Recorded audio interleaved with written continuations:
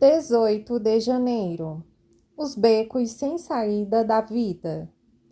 Contudo, já em nós mesmos, tivemos a sentença de morte, para que não confiemos em nós, e sim no Deus que ressuscita os mortos. Segundo Coríntios, capítulo 1, versículo 9. Embora não gostemos de admitir, ocasionalmente nos deparamos com becos sem saída em nossa vida quando não sabemos o que dizer, o que fazer, para onde nos voltarmos ou até como orar. Às vezes parece que chegamos a um beco sem saída. Em outras palavras, parece que tudo está acabado, terminado e consumado. Se você já esteve em uma situação assim, sabe como ela pode ser difícil. Por meio das experiências, você e eu descobrimos que, na nossa força, não somos páreo para alguns dos problemas da vida. É por isso que precisamos aprender a depender do poder e da sabedoria de Deus. O apóstolo Paulo nos diz que ele também passou por esse aprendizado, quando se viu face a face com situações ameaçadoras no próprio ministério. Em 2 Coríntios, capítulo 1, versículo 9, ele diz: Contudo, já em nós mesmos tivemos a sentença de morte, para que não confiemos em nós, e sim no Deus que ressuscita os mortos. Paulo estava definitivamente em um desses becos sem saída, de que estamos falando hoje. Na verdade, a situação que ele enfrentou era tão séria que ele a comparou a uma sentença de morte.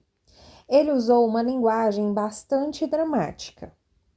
Observe a palavra sentença no versículo anterior. Ela foi extraída da palavra grega crino.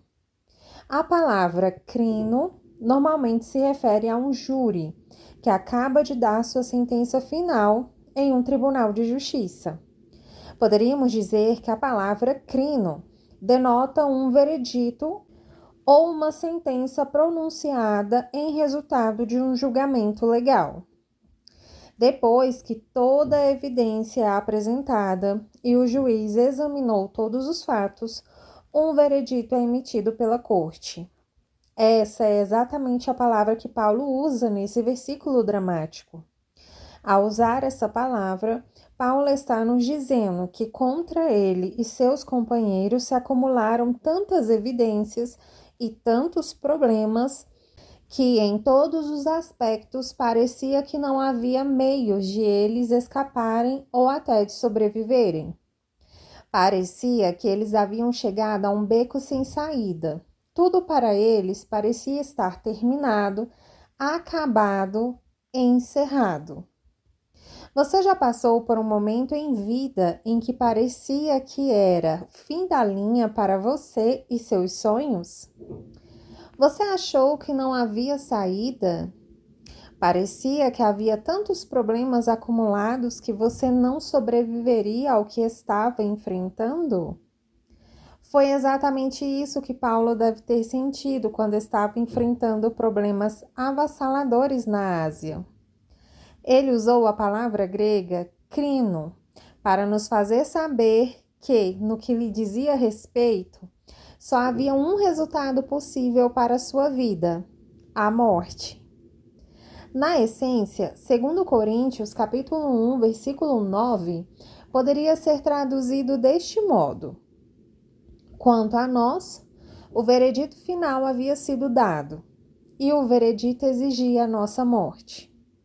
Mas apesar de como as coisas aparentavam ser, Paulo não morreu, nem deixou de executar o trabalho que Deus lhe dera. Pode ter parecido que era o fim da linha, mas na verdade era o começo de um novo fluir sobrenatural de poder divino na vida de Paulo. Foi por isso que ele continuou dizendo que, em meio a tudo aquilo, ele aprendeu a não confiar em si mesmo, mas no Deus que ressuscita os mortos. Paulo esteve sob uma pressão tão grande que ele sentia que a morte era inevitável.